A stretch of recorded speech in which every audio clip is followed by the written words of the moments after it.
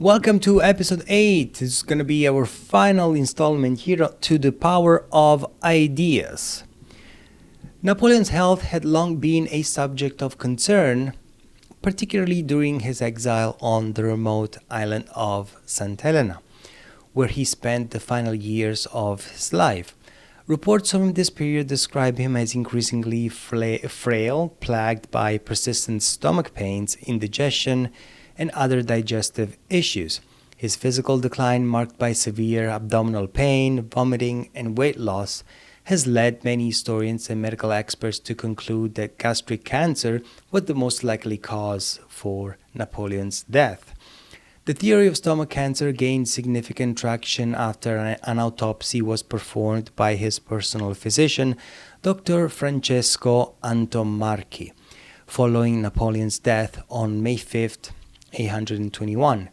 The autopsy revealed a severely ulcerated stomach with a visible tumor, findings consistent with advanced gastric cancer. Supporting this theory in Napoleon's family history, his father, Carlo Bonaparte, also died of stomach cancer, suggesting a hereditary predisposition to the disease. Despite the strong evidence for stomach cancer, alternative theories have emerged, the most notable being the possibility of poisoning. This idea gained prominence in the 20th century when studies of Napoleon's hair revealed unusually high levels of arsenic. Some historians speculated that this might indicate his enemies or even members of his entourage might have poisoned him during his exile. However, the poisoning theory remains controversial. Arsenic was commonly present in the environment of the time, found in products such as wallpaper, medicines, and preservatives, which could explain its presence in Napoleon's hair. Moreover, the symptoms of arsenic poisoning do not align as closely with Napoleon's final illness as those of stomach cancer. During his years on St. Helena, Napoleon's health steadily deteriorated. He became more withdrawn and irritable, likely due to his worsening condition. His digestive problems, which had plagued him for years, became more severe in the months leading up to his death.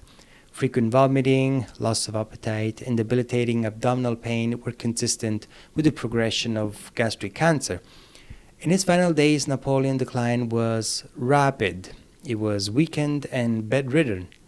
He reportedly uttered the words France, Army, Head of the Army, Josephine.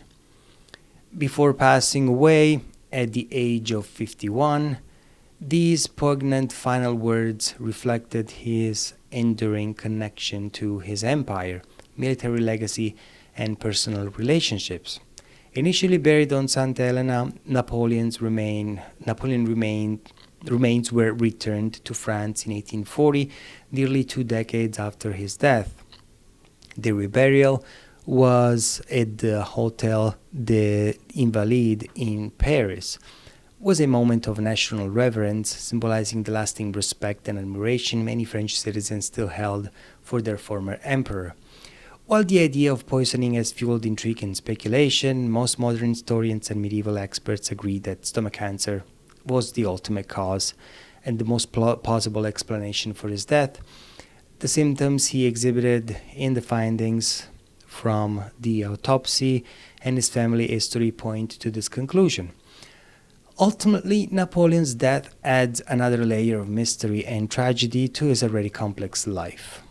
His final years on St. Helena, marked by physical suffering and emotional isolation, reflect the toll of a life lived at extraordinary heights and depths.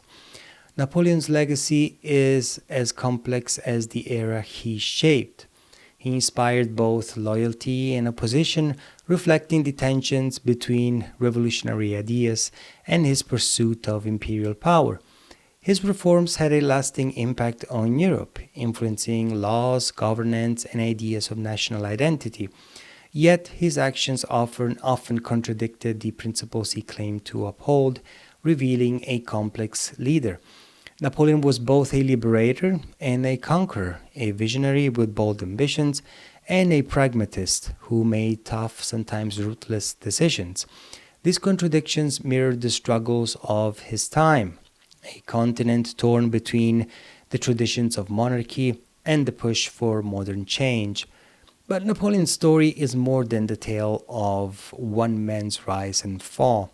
It is the story of an age defined by revolution, conflict, and the search for new ways to understand freedom, power, and identity. His life offers lessons that go beyond history and help us understand the forces that still shape our world today in one way. History is not merely a record of past events, it is a living force that shapes how we understand ourselves and the world around us. It provides us with insights into the human condition, into human nature, and it reveals patterns, choices, and consequences that echo through time. Figures like Napoleon Bonaparte offer lessons that transcend their own eras, illuminating the complexities of leadership, ambition, and progress. Napoleon's life serves both as an inspiration and a cautionary tale, the potential for transformative vision and the dangers of unchecked power, as we've seen other times repeating throughout history.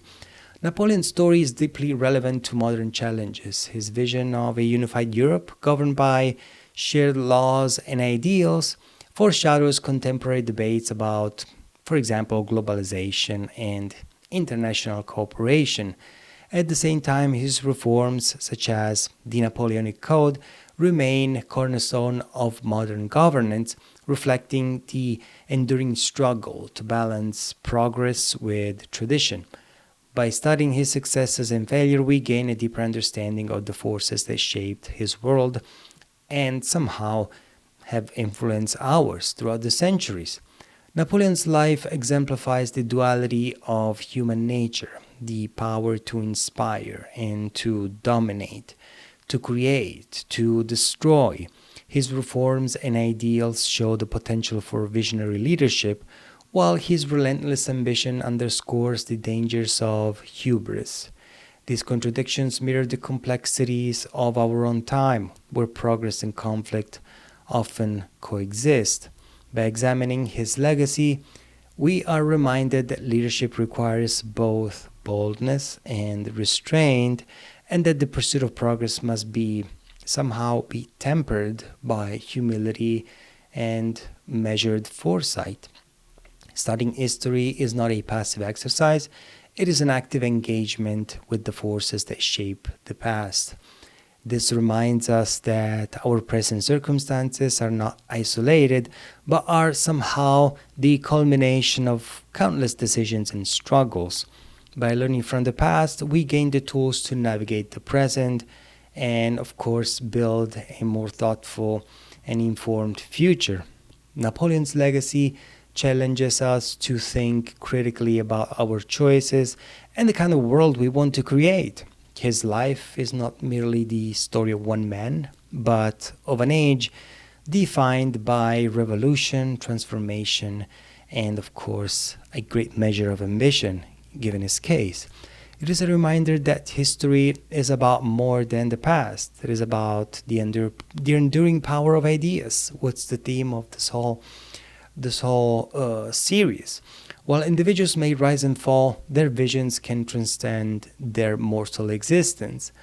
Napoleon's dreams of unity, law, and progress continue to echo in modern Europe, transcending the contradictions of his reign and the mysteries surrounding his death. The power of ideas lies in the ability to inspire, challenge, and shape the course of history, proving that even as men fade, their dreams can leave an indelible mark on the world. Napoleon's story is not just a tale of the rise and fall, but the rise and fall of a man or an era, but a reflection of the human spirit, its contradictions, aspiration, and also his indelible and unending quest for meaning. I thank you very much for joining me in this exploration of Napoleon Bonaparte's life, legacy, and ideas. Remember, history helps us understand where where we come from, navigate where we are, and imagine where we might go. May the lessons of the past guide you and guide us. Thank you. Bye.